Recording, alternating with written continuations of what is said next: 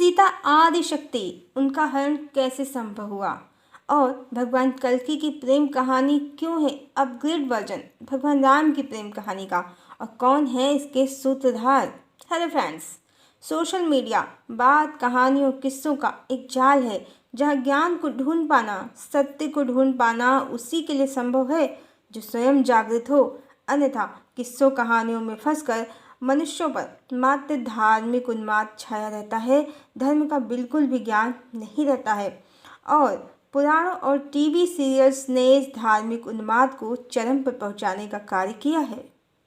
भगवान बुद्ध के समय में भी शास्त्रों में मिलावट हुई थी, जिसके कारण ही उन्होंने आत्म साधना पर जोर दिया था, कर्म कांडों से लोगों को बचाया। पर बाद में तथाकथित भोगवादी विद्वानों ने बुद्ध को वेद और ब्राह्मणों का विरोधी बता दिया, जिसका परिणाम आज समाज में देखने को मिलता है।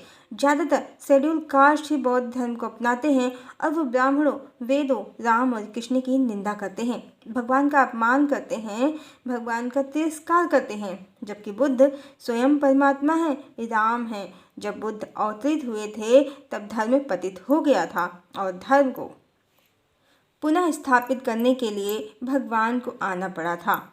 फिर यवनों, मुगलों ने भी भारतीय संस्कृति को बहुत चोट पहुंचाई और मैक्स मूलर ने तो शास्त्रों में जमकर मिलावट की। कॉन्वेंट और मिशनरी के स्कूल भी उसकी ही देन है। वेदों को तो फिर भी सुधार लिया गया क्योंकि वो ज्ञान प्रधान है, पर पुराणों का हाल ये है वो मिलावट खोरी के शिकार होने से उस मिष्ठान के जैसे हो गए हैं कि जिसमें है तो सब कुछ पर मीठा ही नहीं है। सत्य और तथ्यों को हटा देने से ही पुराण दिखते तो ज्ञान में हैं, पर हैं वो भ्रम उत्पन्न करने वाले ग्रंथ। क्योंकि पुराणों में किस्से, कहानियाँ, इतिहास होता है, सो उसे एक बार जो तोड़ मरोड़ दिया गया है, सत्य तथ्यों को गायब कर दिया गया है, तो कितना भी समझने पकड़ने का प्रयास करो, वो मायावी फतांसी कहानियों का माया जाल लगते हैं। तक्षशिला को तो आक्रांताओं ने जलाया ही है, ज्ञान का बहुत सा भाग अब नहीं है।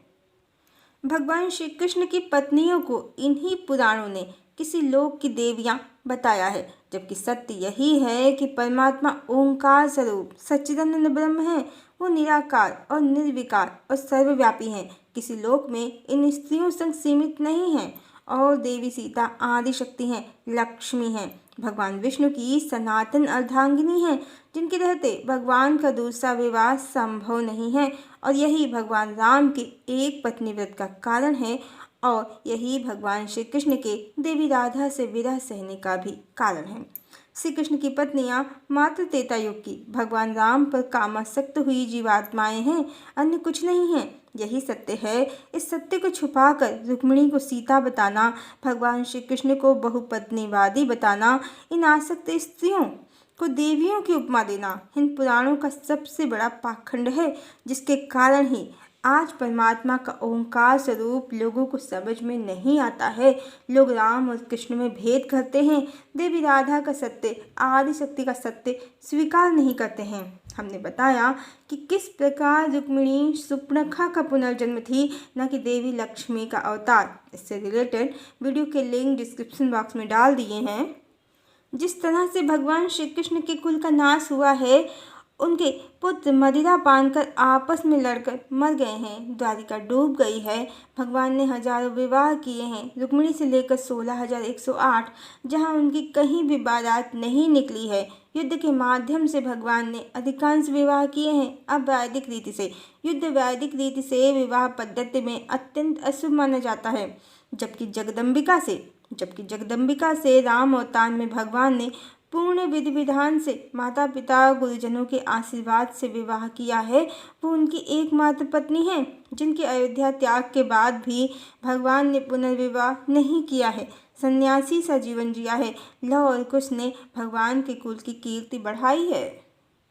श्री कृष्ण अवतार में द्वारिका का डूबना, श्री कृष्ण के कुल का नाश होना और रुक्मिणी से हरण के माध्यम से युद्ध के द्वारा विवाह करना इसीलिए संभव हुआ क्योंकि वो पूर्व जन्म में सुपर्णखा थी। सुपर्णखा को हरण और राक्षस विधि से विवाह प्रिय था और राम के कुल के नाश की कामना भी थी और राम की देह पर, रूप पर उसे आसक्त भी थी। उसकी सब इच्छा भगवान के श्री कृष्ण अवतार में पूर्ण हुई है और भगवान के कुल और राजा जनक के कुल की जो वो अपकीर्ति चाहती थी देवी सीता का हरण करवाकर, तो उसी के दंड स्वरूप रुक्मिणी बनने पर षड्यंत्र पत्र लिखकर उसने स्वयं ही स्वयं का हरण करवाया, अपने पिता भीष्मक की कीर्ति को धूल में मिला दिया और श्री कृष्ण ने उसके भाई रुक्मी को गंजा करके अपमानित करके छोड़ दिया और फिर वो अपने राज्य भी वापस नहीं गया लज्जित होकर।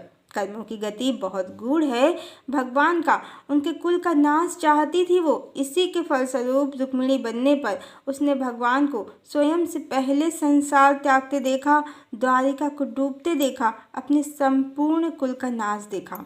जहाँ जगदम्बिका हूँ वहाँ अनर्थ नहीं हो सकता, इतना अनर्थ तो सुप्रखा के कारण ही संभव हुआ। श्री कृष्ण अवतार में सुप्रखा की सब इच्छा पूर्ण हुई और उसे उसके कर्मों का पापों का दंड भी मिला, जो पौराणिक कहानियाँ बिल्कुल भी नहीं बताती हैं, बल्कि सब सत्य कथा उलट पुलट कर जगदम्बिका देवी राधा को भक्ति या कल्पना बताती हैं और रुक्मिणी को सीता।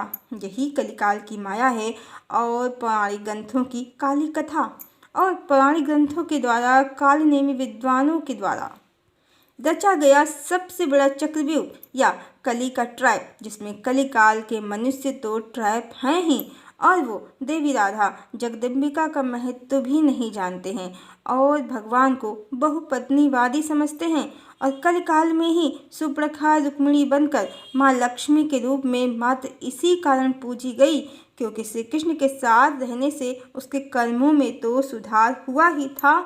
सुप्रखा कि राम के साथ प्रतिष्ठित होने की इच्छा भी जो मात्र कलिकाल में ही पूर्ण हो सकती थी, जब धर्म का मात्र एक चरण ही हो, किसी और युग में ये संभव नहीं था। इस तरह कलिकाल में सुप्रखा की राम के साथ प्रतिष्ठित होने की इच्छा भी पूर्ण हुई। पर अब चूंकि कलिकाल समाप्त हो गया है और ये कलिकाल की सायं संध्या चल रही है जो शीघ्र ही समाप्त होने वाली है, इसीलिए जगदम्बिका देवी राधा का सत्य, श्री कृष्ण के अनेकों अवैधिक विवाहों का सत्य, द्वारिका के डूबने और श्री कृष्ण के कुल के नाश का कारण, सत्य कारण सब प्रकट हो गए हैं। भगवान राम का एक पत्नी व्रत इसी का प्रमाण है कि आदि शक्ति प्रभु की सनातन अर्धांगिनी है, जिनके रहते दूसरा विवाह संभव भी नहीं है।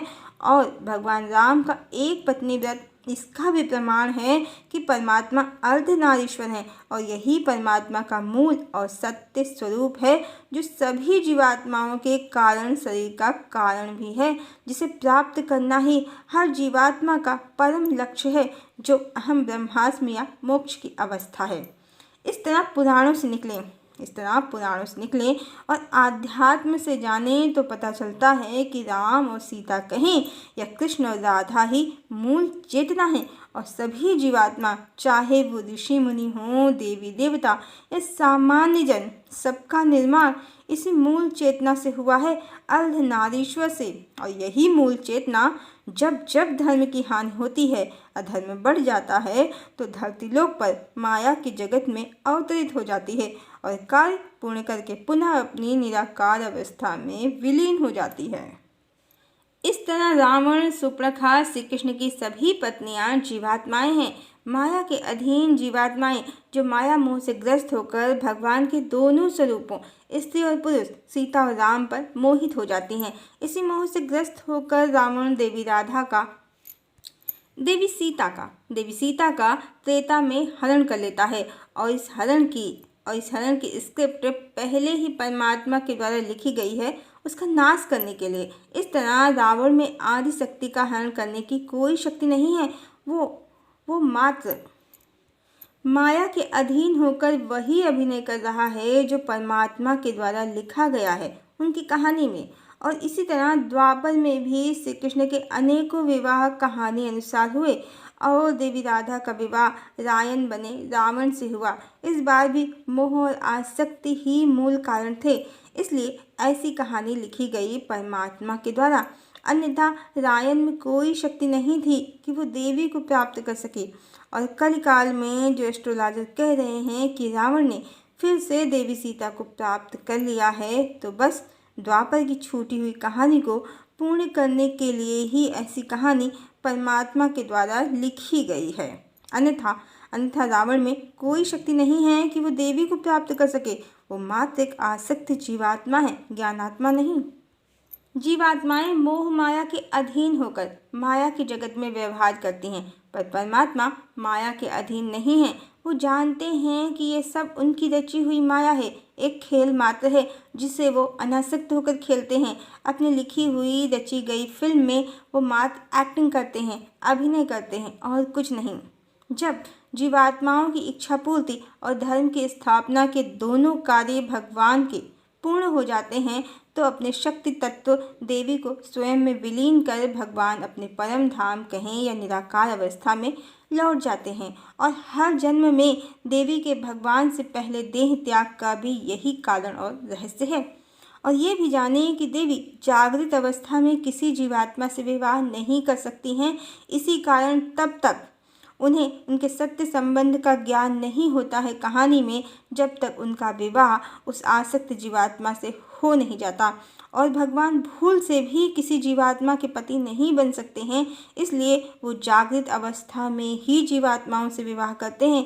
देवी के माया में फंसे होने का भी यही कारण है और अलौकिक संबंध और देवी की जागृति और उन्हें स्वयं में विलीन करने का भी, भगवान के द्वारा स्वयं में विलीन करने का भी यही रहस्य है, जिसके द्वारा भगवान संहार और कल्याण दोनों की ही लीलाएं करते हैं।